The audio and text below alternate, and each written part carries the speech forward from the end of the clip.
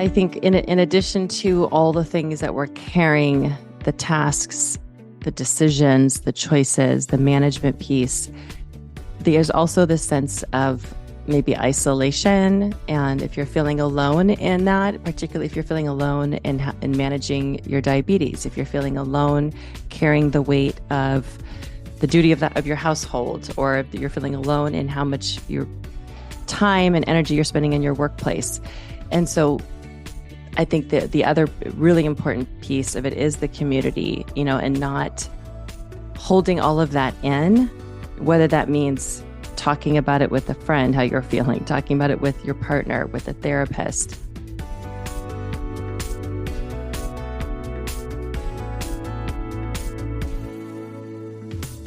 Welcome to the Type 1 and Midlife podcast. My name is Melissa Slemp, a certified nutritional health coach and the founder and CEO of Abundant Health with Melissa, where I help women with type 1 diabetes to feel more empowered and live their best life despite their diagnosis. Each week, I will bring conversations and strategies from guest experts and my experience living with type 1 for over 40 years now. So if you're a woman ready to redefine how diabetes can look and feel for you, then the Type 1 and Midlife podcast is the show for you. Well, I'm happy to have you here today. I'm excited for you to join today's conversation with Erika Forsyth. She has managed type 1 for over 33 years now, and she works as a licensed marriage and family therapist. And she combines both her personal experience with professional knowledge and expertise to help others navigate the daily toll of living with diabetes. And today, Erika shares insights about the mental load of managing a severe chronic illness. And really, she talks into that topic and that title that we do hear so much about, and really trying to understand what it means and what it means for each of us differently living with diabetes. And she offers practical tips to minimize this in the new year and beyond. And today we learn about embracing boundaries, simplifying responsibilities, and how to share the load, right? And nurturing emotional well-being while we prioritize our care with diabetes. Erika also provides tools for identifying your narrative, your self-talk, and how we can practice self-compassion to lead us down a road in life filled with more hope and faith. Start your year on a positive note with these valuable strategies. Today, I'm so happy to welcome Erika Forsyth. Listen in and let us know what you think about the show. Just a reminder that nothing you hear on this Type 1 and Midlife podcast should be a substitute for professional medical advice. Please always consult your medical professional before changing your diet, insulin dosages, or healthcare plan. Hello and welcome. We are back, and I welcome today Erika Forsyth, and she is here to join us. Hello, Erika. How's it going today? Good morning, Melissa. I'm doing well and happy to be here. Nice. Yeah. You're another important lady in the space, not only living with diabetes, but also supporting people with diabetes. So tell us a little bit about maybe yourself and your diagnosis story so our listeners can get to know you just a little better.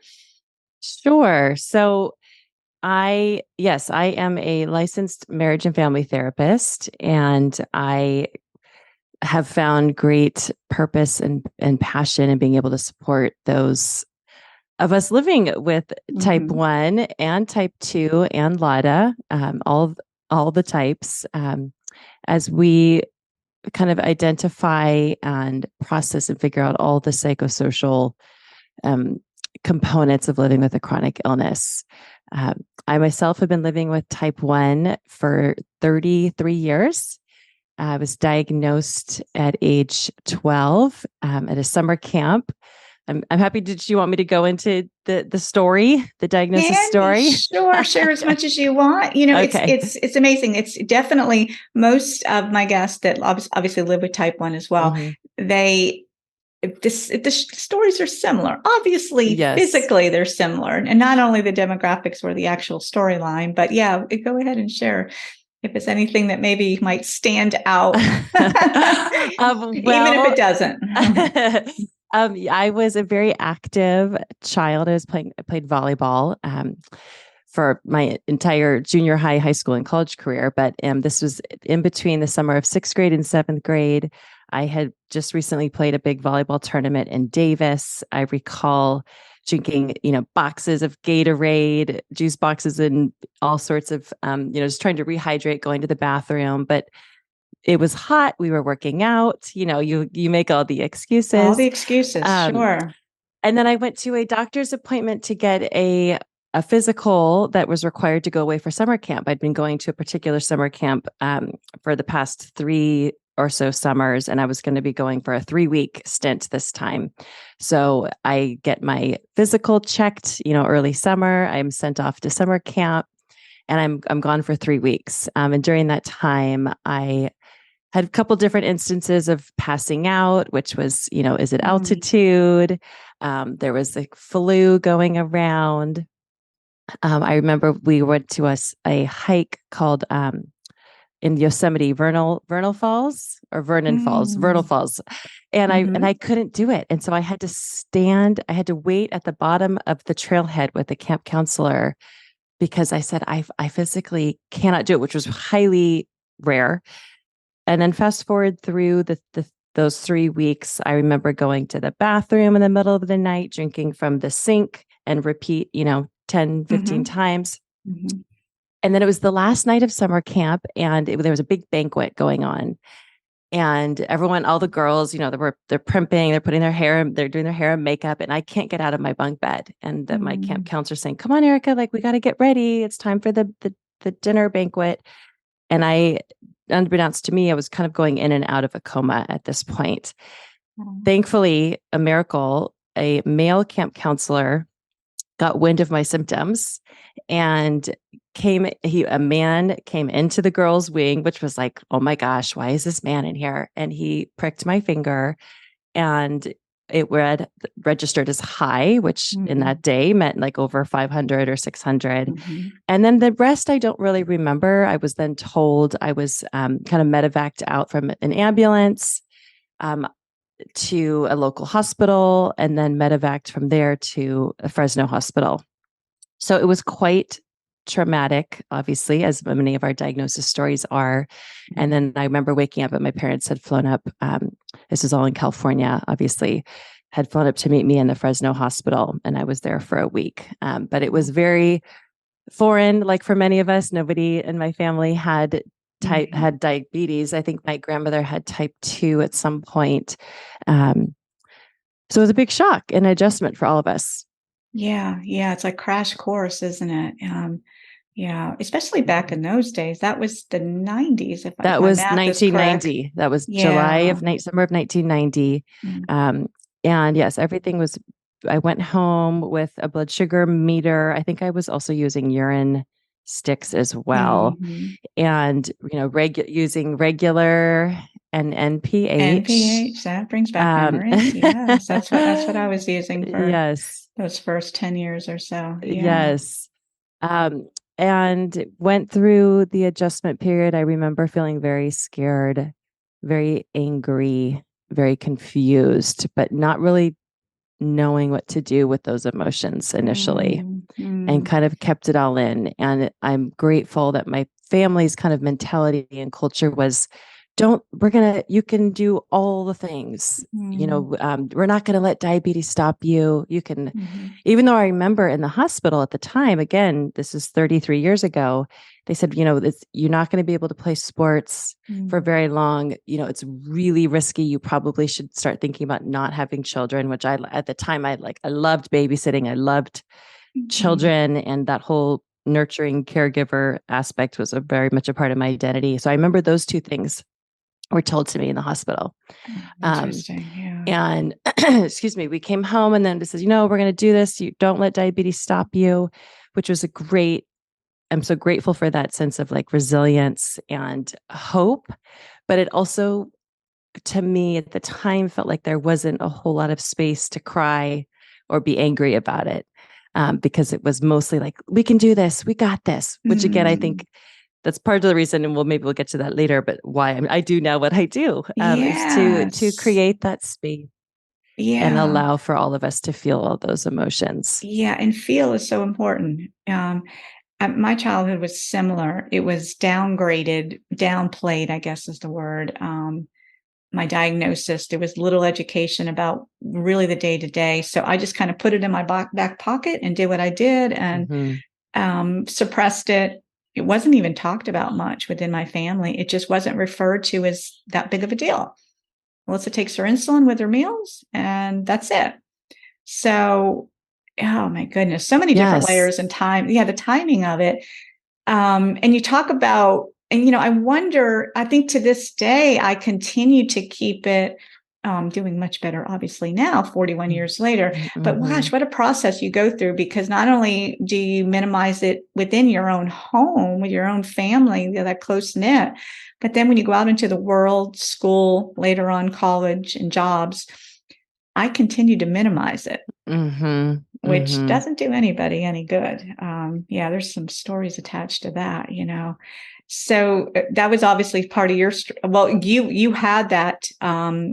You had that kind of a push that nothing is impossible. Did it ever come to a point where the medical team, maybe you were seeing somebody else later on that was more motivating or inspired, or I'm trying to think of the word, it's more of a validating, hope-filled future rather than a future with limitations. Did that ever change for you? That's a great question. Yes, I think in the beginning, I remember being driven all across Southern California to these doctors who were trying to extend the honeymoon period and taking all sorts of, homeopathic, supplements, and really saying, maybe we can delay this. So in that sense, again, I know it was my family. They were really working hard and trying to make it as easy as possible. But also, I think it delayed that space of like, no, actually, this is a really severe chronic illness. And yes, you can do all the things. And it's really hard to manage and and kind of appreciate the weight and the severity of what it meant to be diagnosed with type 1. And so I think, I feel like it really wasn't until I did MDI all through junior high and high school, used injections.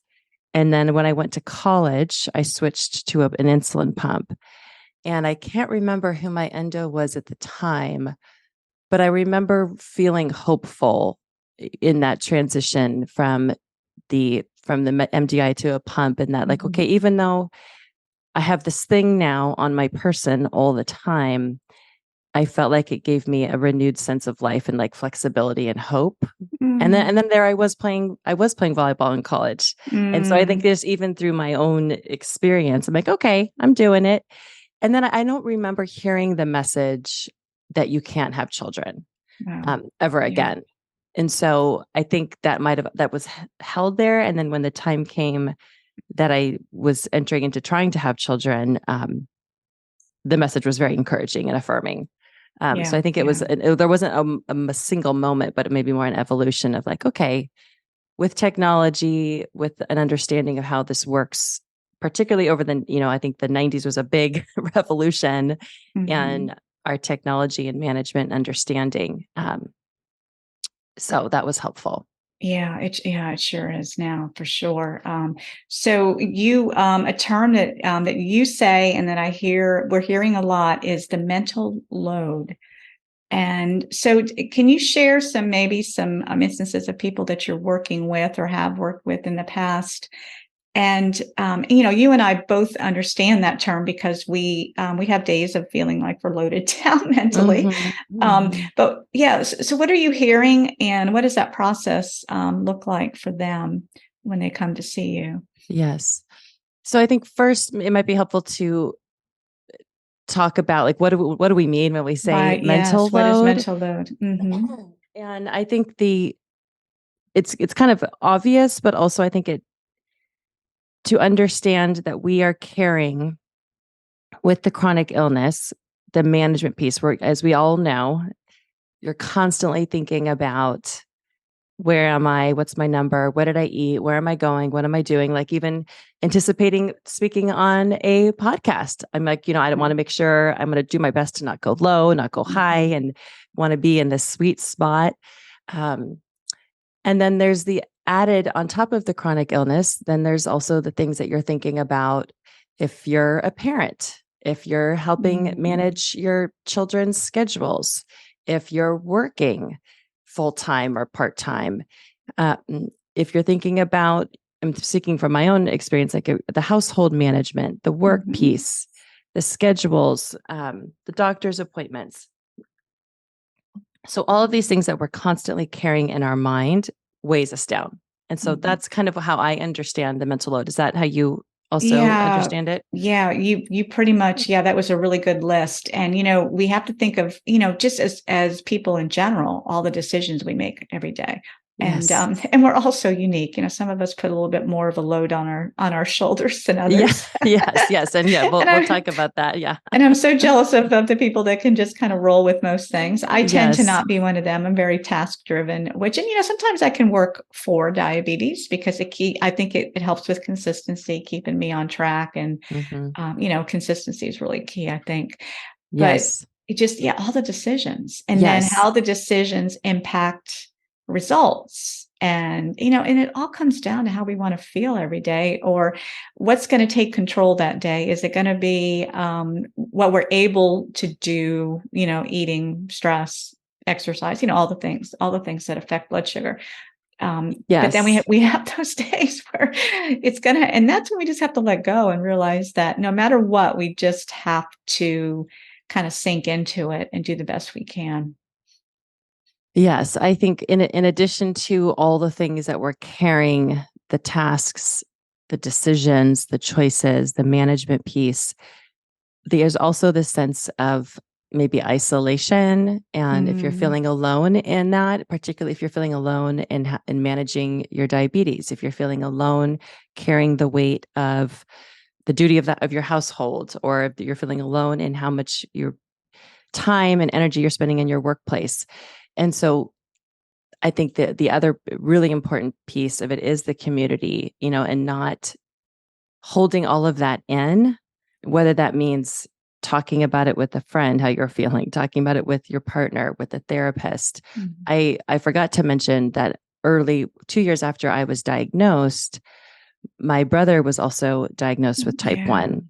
And that was a really interesting experience in that we then had our own little mini support group with each other. And we didn't talk about, I don't remember, because at the time he was 10, I was almost 14. So I don't remember sitting around and saying, gosh, Kevin, this is really hard. I feel really frustrated. How do you feel? But it was just a sense of knowing that he and I were doing it together, I think helped and reinforced later in life. I'm like, you know what? I'm feeling alone in this. I need to go reach out and to be in a community with other type 1s or meet up with other type 1s. And that helps also reduce some of that mental load of decreasing that sense of isolation. The other piece of it is, as you're managing and holding all of this, is how are you talking to yourself about it? Yes, The our self, inner voice, for sure. yes. Yes. And so I think, to go back to your question originally, is what do I hear when clients come in? First, we kind of would spend time acknowledging and looking at and validating the load that they're carrying. And then we would look at, how are you talking to yourself about how you're doing with the load, right? Like, are you looking at your list at the end of the day and saying, gosh, I'm a terrible person? Are you looking at your CGM reports and saying, gosh, I really was just a bad diabetic, or my numbers were so bad? And oftentimes I don't think we're even aware of how loud the mean, sometimes if it was talking to you, I'd say that you're the mean girl voice in your head, right? Like Mm-hmm. how loud is that? Because then that makes the mental load feel even heavier. Yeah, it sure does. Yeah. And Yeah. so, yeah, sorry, go ahead. Yeah. I was thinking too, obviously talking to a therapist and within our community, thank goodness for the community we now have. I grew up isolated. And, because back in those days we didn't even have internet. So, I Mhm. was young, teenager, no real access to the outside communities. And but what a difference it's made, obviously, nowadays, and it just continues to grow. It might be too much. I don't know. That's another conversation. But just do you think, besides obviously speaking to somebody that is licensed like yourself, who is also living with diabetes and speaking within a community, I'm part of a Diabetes Sisters, the organization, and I run a MOPS here in my city. And, I think that is the number one thing. Sometimes we come to the meetings with, like I'll come with an agenda with a topic, but more often than not, they just want to sit, talk, and it's not always diabetes related. That's the Mm-mm. beauty of it, Mhm. because it's sharing our lives as women that happen to have a chronic disease. And the topics come up as they just organically do. And I love that. So, anyway, that's just kind of a side note, but it's something that I think is so valuable. I think, especially in person, because there's more of a connection. I think Mhm. online is great too. Mhm. But then I wonder too, of people in our lives, whether it's a spouse, obviously people in our lives that don't have type 1 diabetes. I've can just remember all of the friendships and even family members over the years that I never felt connected with because they didn't really understand. But I wonder if that was part, I'm not pointing fingers, but maybe I didn't give them an opportunity to grow closer to what the disease is all about. Again, I was kind of hiding it. Mhm. So that it doesn't do anybody any good, right? Yes, I think there is this beautiful process of type ones or type twos, but people with Mhm. diabetes being more comfortable with exposing their CGMs or their Mhm. insulin Mhm. pumps or taking your injection in public. I Mhm. remember I flew back and forth across the country for college, and I remember I would go back to the bathroom in the airplane to take my blood sugar and Mhm. inject. Mhm. And at some point in those 4 years of flying back and forth, I can't remember which year it was, but I remember sitting in the airplane and saying, you know what? Forget it. I'm doing it right here. Today, here and And today is it. And I now. remember Yeah. taking my meter out and putting it on the tray table and and I remember as as a lot of us do, I remember just like probably didn't use an alcohol prep pad, which is what you're supposed to do. I Mhm. probably pricked my finger and I put the bloody the little dot in my mouth and just took Been there, yes. and I have no idea. And I think I don't know. I don't think if I was on my insulin pump yet, because I also remember injecting, taking the syringe out.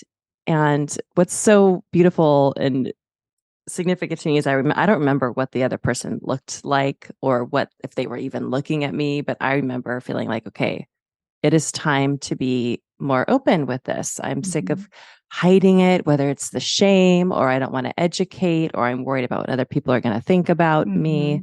Mhm. Um, and I think the more we or you feel comfortable and accepting, okay, what does this mean to live with diabetes?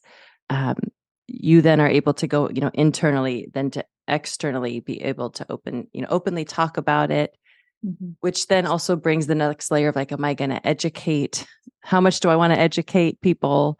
But I also really want this validation. I think we often Yeah. live with this conundrum of nobody really knows how hard it is to live and manage type 1. And yet we desperately are wanting the validation for how hard it is. And so Mhm. we live in that space of Do I just keep it hidden? Do I talk Yeah. about it? No one's really going to get it, but how am I going to get the validation I really want? I think that's a really hard tension to live in, as a lot of us do. Yeah. Um, Yeah. You bring up some good points. This is something that comes up with some of the clients, few of the clients that mhm. I work with. It's it's just not knowing, or not just having that day. And it's it's understandable to have a day where you just don't want to have to explain. But we can easily be part of that process for people to be more educated about what we just giving them the opportunity to learn. And I think in a lot of cases too, is people that we work with, people even in our families, and maybe it's not family members we see a lot, but giving them the chance to really get to know you and to grow closer. It's definitely just understand, to recognize your strengths and what you're going through. Yes, I think we often, as you were alluding to earlier, when someone asks, "Oh, what's type 1 or what's diabetes?" If we're used to minimizing it ourselves, then maybe our line is, "Oh, I mean, for years I would just say, well, my pancreas doesn't work." Mm. So, which we know isn't actually altogether true, but that's the easiest way to say it, right? Right, My right. pancreas doesn't work, so I have to give myself insulin so I can survive, or so that Hmm. I can eat this food. And yeah, that is that is it. But we know there's so much more. But Yeah, then it also takes the energy to share what it really feels like. yeah. But I wonder what that process would be like if you are holding back, and when you have the space and time and energy to share more, how validating that might be for yourself to acknowledge, wow, you know what? I am doing so much. I Hmm. am not just only managing my diabetes, but gosh, I'm also managing all these other things. And it's hard sometimes, Hmm. again, I don't know And if that, that, yeah. yeah, that's really good, Erica. And that points back to one of the things that you mentioned when we first started talking, was talking about your self talk and that Mhm. narrative. It all does circle back to that. So those are signs, because I know you're a believer as well as I am, and I know that God He puts people, situations, and all these things in our life for a purpose. And sometimes our eyes are not always open to it. But those are instances, I think, and maybe that day on the plane where you took that bold move, and he inspired you. You knew that, okay, today's the day I'm going to just do this and see what happens. But it could have been, maybe looking back at that conversation of the person sitting next to you in the plane, what could have happened? Again, you can't change it now, but Mhm. there is opportunity to feel more comfortable in our skin with this disease for sure. Yes. And it is a journey. I think one of the things, regardless of when you're diagnosed, right? I was 12, in going through puberty, Mhm. adolescence. I think if you're diagnosed later in life, as I meet with people who have been living the majority of their life not with diabetes and are then diagnosed with type 1 in their 30s, 40s, 50s, Mhm. I think there isn't, I know oftentimes in the community, in our space, we say, well, this was an easier time to get diagnosed, or this is a harder time. And I think it's just hard regardless. And it's okay. It's okay to say, you know what, this is really challenging. And to allow yourself to validate that can be hard. And grieving. I think that's a huge step that oftentimes, when you're diagnosed, sorry, I know I'm going on a tangent now, but the No, keep going. when you're diagnosed, there is a sense of loss, right? Of Mhm. how you used to know life. Mhm. And sometimes you get so bombarded with, okay, you got to do this, you got to do that. You get sent home with all the paperwork. Maybe you get overwhelmed looking online. Um, and I think it is so important to not skip that step, because then you might get stuck in this, okay, I just got to keep going, or maybe I'm doing a terrible job. But like, to allow yourself the grief, to grieve it, to grieve like the loss, to grieve the change, to Mm. grieve how it feels like it interrupts your life, regardless Right, again of right. what your age and stage is. Yeah. Um, And that's hard to do, particularly Yeah. when you're busy and you're carrying all the things for, it's hard to say, you know what, I am going to be intentional in allowing myself to grieve. Yeah, yeah, really good point. So how are you doing that yourself, if you don't mind sharing? Hmm. Do you have specific as far as following self-compassion, Hmm. self-care, all Hmm. those things that all those terms that we hear about? Is there something that you try to do consistently to stay on track with this? That's a good question. I think before I want to answer that, I think it's important to have that awareness of maybe when you've been carrying the mental load, or you haven't like really grieved, or you aren't really able to understand, identify, express how you're feeling, not just about Mhm, diabetes, but about everything. Maybe having that awareness of some of the signs, like, are you consistently irritable? mhm, Are you crying frequently? Are you having difficulty eating or sleeping? Are you having difficulty focusing? Are you are you being really critical of yourself and others? Some of those are indicators about a lot of different things. um, yes, it but sure can point to a lot of things, it sure but can. yeah, yeah. But I think just being in tune with yourself and noticing, gosh, I have been really irritable towards myself and my, friends or family. I really have been having difficulty sleeping. I'm up thinking about things all the time, or just, quick to being tearful.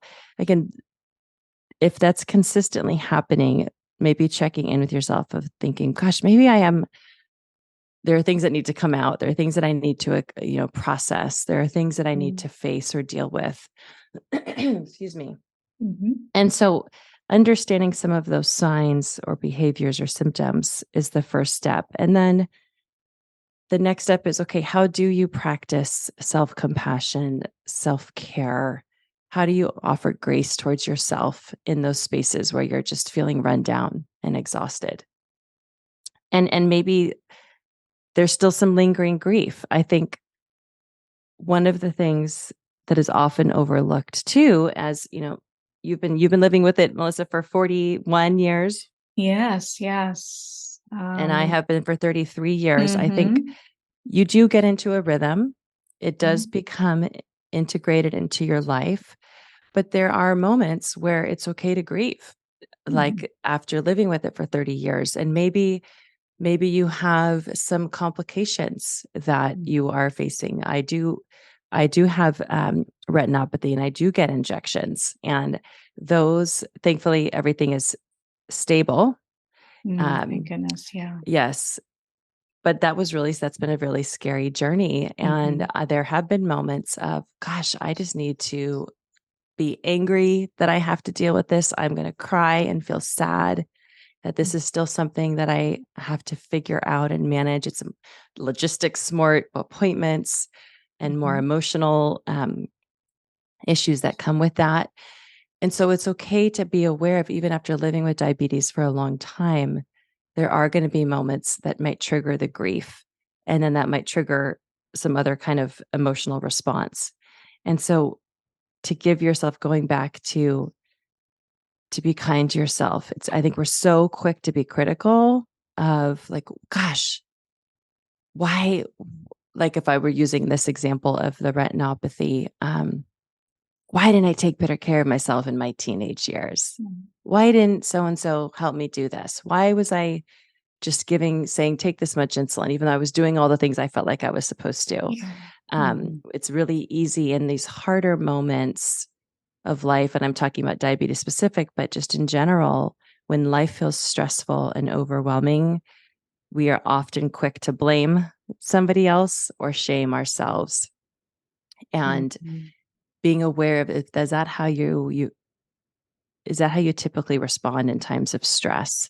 mm. To be aware of that. And sometimes it's hard to do that yourself. Again, that's going back to the community, meeting Sure with a does, yeah. therapist, asking your partner to engage in that conversation of, like, do you notice that these Mhm. these patterns, which takes a Yeah, lot of vulnerability and courage. it sure Um, does. Yeah, yeah, so yeah. acknowledging those symptoms and those patterns and then doing the work of, okay, how can I be kind to myself? How can I talk more kindly? One of the things we hear often is like, talk to yourself as if you were talking to your best friend. And I know we say that and we've all heard that 1,000 times. It's really hard to do. It's hard to do. Yeah. Yeah. Put It's hard to yourself in do in your the own moment. shoes. It sure is. Yeah. So yeah, you bring up something that it's funny because this is something that I'm learning to coach better when I'm working with ladies. Is the first step, like you said, is just you got to come to that mindset. We need to come to that realization and accepting this disease. That's a hard word. But knowing that, as of now, there's no cure for it. There's no, long-term cure for it. We're doing so well with all the medical tools. My goodness, that's something too. I personally try to focus on is all that's going good, and I know you mentioned that too. It's so easy for the negative to come in and really crowd our minds and our thinking, and that just trickles down into caring for ourselves, and it can really turn into a really unfortunate snowball effect. But one of the things I think, and it took me a while because again, I was avoiding it and downplaying it. So I guess in a term, I wasn't really accepting it. It wasn't something I really wanted to make obvious and evident for everyone else to see that about myself.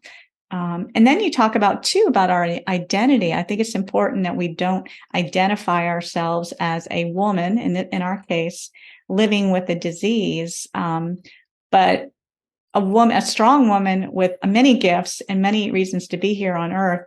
And this is just something that we have to carry with us. This is just another challenge. Everybody has a challenge. It all looks and feels different for each of us.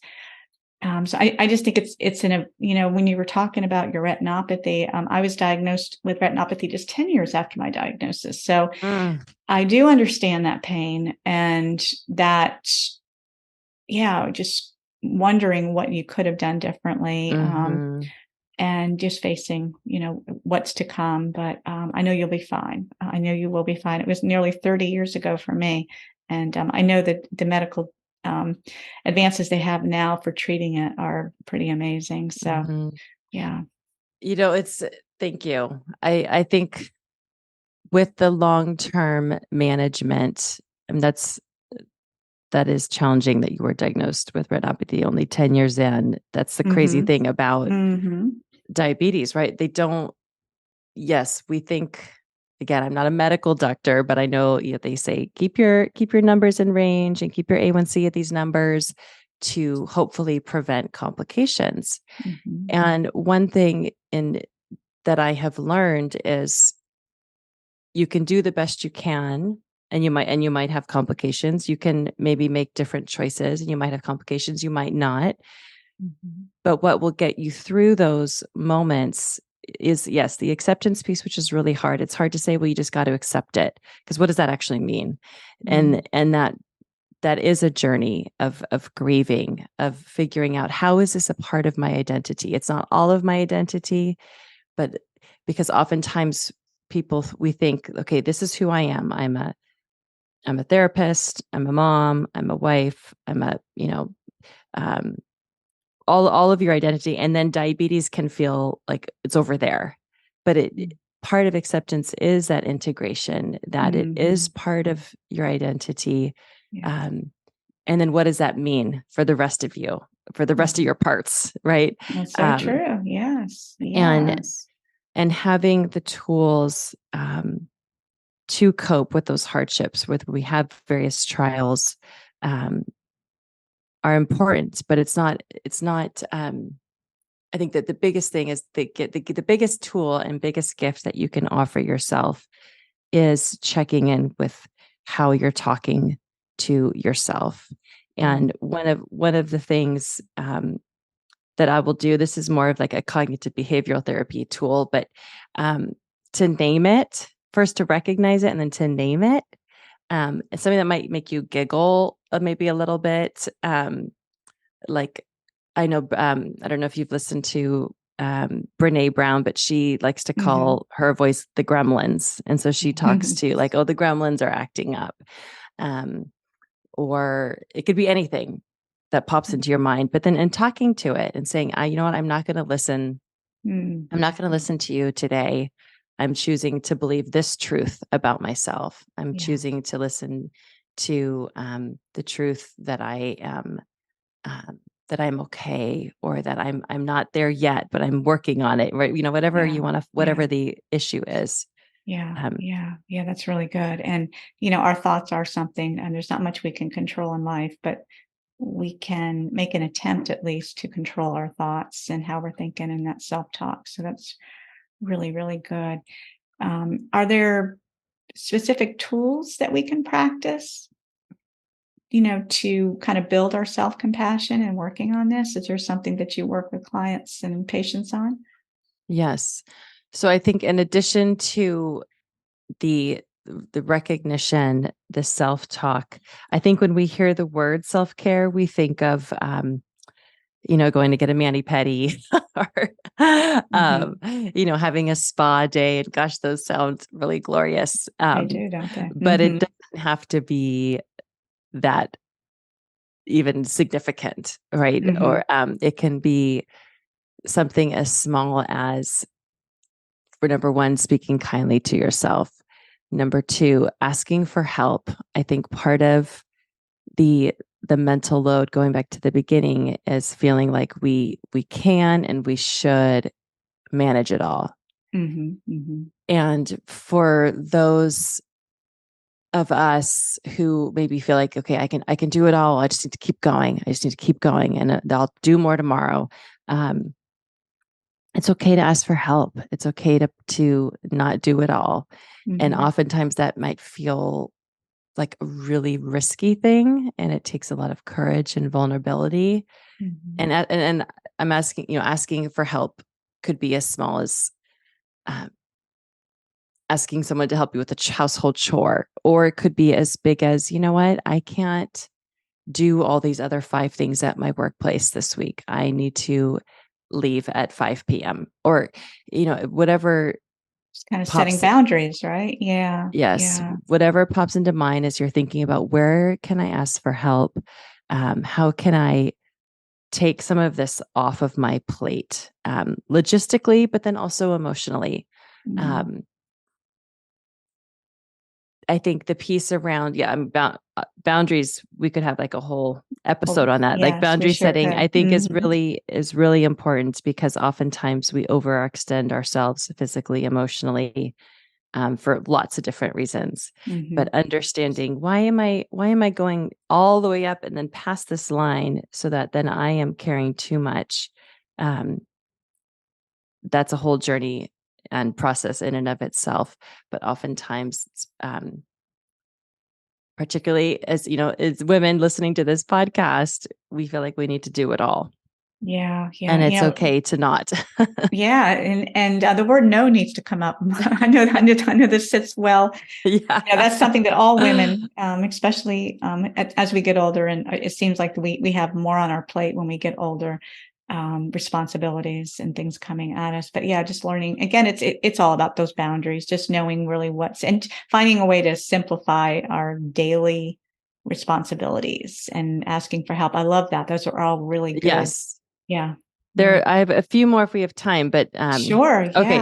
I think the other thing, these are tools that maybe you have heard of and you've thought about, but it's hard to also practice.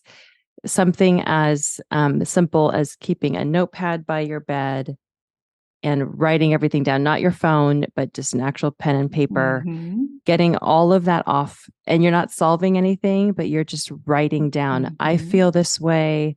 I wish this would have happened a different way.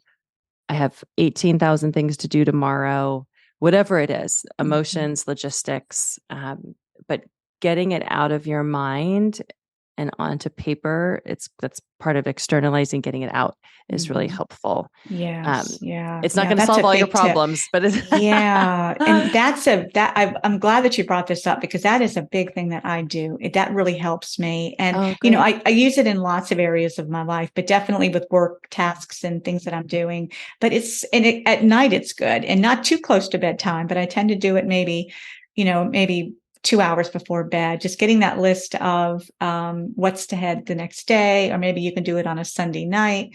It is, and again, it's something we can control. We can say, okay, this is what's important this week, write it down, and you can look back, you can check it off. It does help, and it's such a simple thing. And I love the pen and paper idea, because yes, I'm old school with that too. Get off the phone. Yeah. Yes, less electronically. Yeah. If it's all you have, I will open up my note app and use that as well. But then that might be tempting to do something else on your phone. Right.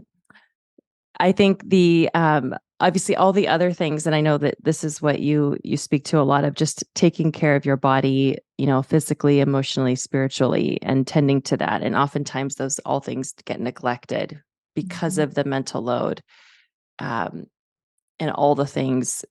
And I'm also thinking with the diabetes piece too, even thinking about how you're going to integrate some of those things into your daily life feels stressful.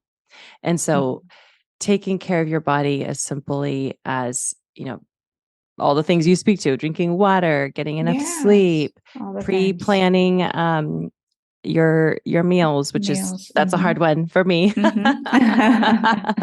I think that those are all helpful things. But then if you aren't doing all those things, and you're listening to these tools and you're hearing yourself say, I should be doing that, I could be doing better, to accept and love yourself where you are in this space today. I think that's like the biggest first step, is saying, I love that. You know what? I am so overwhelmed, and I'm not writing down my anxious thoughts. I'm not getting enough sleep. I'm not drinking enough water. I'm not exercising enough. And I'm overwhelmed with all of my task lists, and I'm not enough. And so if you hear yourself saying, I'm not good enough, I'm not a good enough, fill in the blank. That is a really common theme that I will work on with clients or families. And that's coming from the shame piece. And so if you're hearing yourself say, I'm never a good enough, or I'm not a good enough, whatever, fill in the blank, to say, you know what, I'm going to just pause and practice love right here, whether it's like I'm putting my hands over my heart and choosing to say, I'm going to love myself right this moment. I'm doing the best I can. And oftentimes that message is ingrained from, usually from childhood issues. And so that might take some more time to unpack all of those things. Right. Yeah, but for the moment, it's a simple, I'm going to love myself. I'm doing the best I can right now in this moment, is like I would say the very first step in the acceptance of yourself. And then that would lead to more of the diabetes acceptance too. Yeah, that is so helpful. Yeah. Thank you. I appreciate, appreciate you sharing that. That is, it does start with, starts with everything you just mentioned. That's really good. And it comes back to hope. And, one of the things that struck me too, what you just said, the way that you were kind of sharing and describing those feelings, is that we can feel like a victim to something, again, that we don't have control or choice over. We didn't choose to be diagnosed. And I know that's another layer of, I'm sure, what you work through. And I'm sure that comes out in conversation through therapy, just to kind of really understand really where their head and their thinking and their heart is around life with diabetes. So yes. So why me? Yeah. Right. I mean, and that's a natural response to a trauma.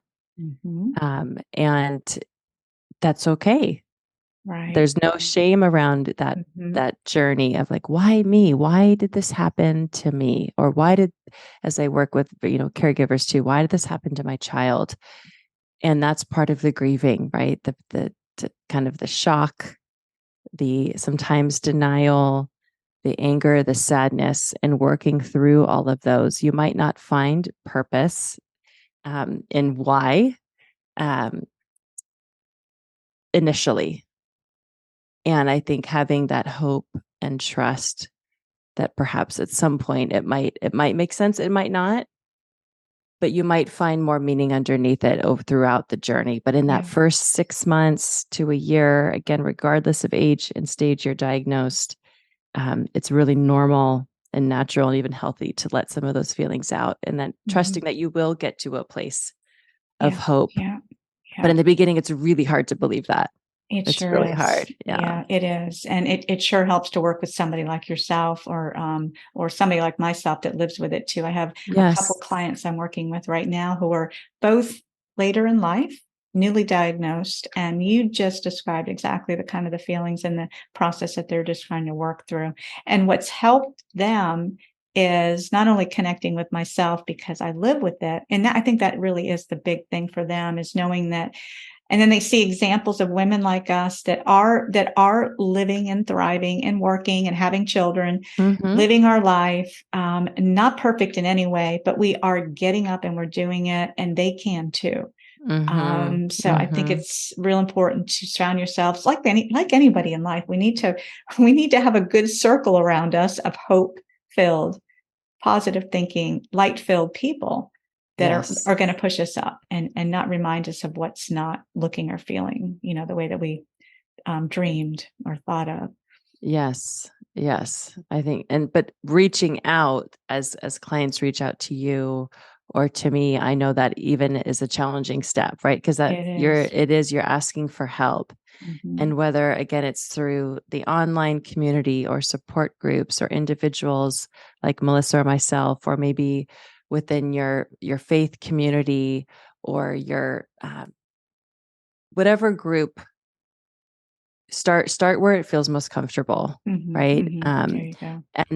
And that will hopefully get you to the next place, because oftentimes it feels so scary when you feel so stuck and alone in your grieving or your pain, to reach out. So start what feels okay. Is it my friend? Is it this professional? Is it the online group? Is it someone in my neighborhood? Is it someone in my church? Is it someone in my the parent group, or whatever it is? But just start where it feels most comfortable. Right. Just get started. For sure. Because we all feel, we all have these feelings throughout this journey, and it is important to acknowledge them and to be close to them, like you say. So that is really good. So, we're starting off a new year. And I had mentioned before we popped on here today that I'm not about resolutions, and I am about renewal. I think we all think, new year, let's try to see if we can shift some things, just try some different things. It's a good opportunity for people. I hope they have a chance to listen to all that you shared today. And it just opens up their heart and their mind and their thoughts to what is possible, to live more at peace with this disease. So we hope that you felt that as well. I really appreciate you being here, Erika, today. Is there anything that you can leave us with as far as this new year, and not just 2024, but it's today and the rest of your life? Let's not just put a time frame around, when to start and, when it's going to take an impact. It's really, it's about what we do every day, and it can start right now, today. Yes. And I love that it is easier when we hear it around us, when everyone is talking about renewal, new year, new resolutions, new goals. And so I think it's helpful to use some of that energy and messaging that you do hear a lot, to say, you know what, in terms of how I feel today in this moment, oftentimes it feels like you're going to be stuck in that place forever. And those are the lies, right? That it's never going to change. You're always going to feel this way. You're always going to feel stuck. And I think just to leave you with the sense of hope that you might not know how it's going to change, and you might not know when, but just to start with that grain of hope that how you feel today in this moment isn't going to be forever. And hopefully by maybe some of the things that we shared today, just holding on to, okay, I'm going to ask for help, or I'm going to acknowledge that I am feeling overwhelmed, or that I am feeling burdened, but that I'm not going to feel this way forever. And holding on to that hope would maybe also be a helpful place to start in this new year. Yeah, that is perfect. Thank you so much. You're welcome. Well, Thank you. yeah. So, and I'm going to link a lot of things here for the listeners to reach out to you. But what is what's the best way for them to connect with you? Oh, thank you. My website is erikaforsyth.com.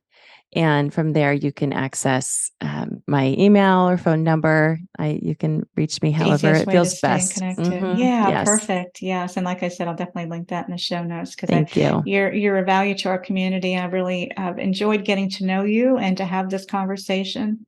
Opened up some emotions in my own heart. Talking, it does. It reminds us. It reminds us of what was and what's now. And I think that's kind of points to what your closing thought was, is that, yeah, there is hope. There are better days ahead. And yeah, that is something we're all promised. So yeah. Well, thank you, Melissa. I enjoyed being here. Yeah. Thanks again, Erika. And just check out our show notes here to connect with Erika Forsyth. And we thank you for being here in our audience, and share this episode and this show with other ladies that you know that need to hear this as well. We really encourage that, and we appreciate you all being here. And until next week, see you soon. Bye.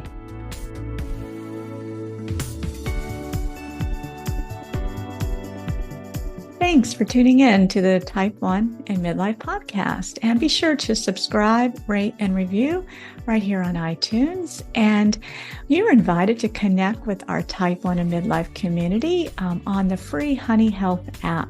Here we discuss the podcast topics in a group chat, a chance for you to ask questions and take action on what we share here on the show. You can find the app link to download for free right here in the show notes. And for free resources, you can visit me at abundanthealthwithmelissa.com. And your support means so much. Thank you.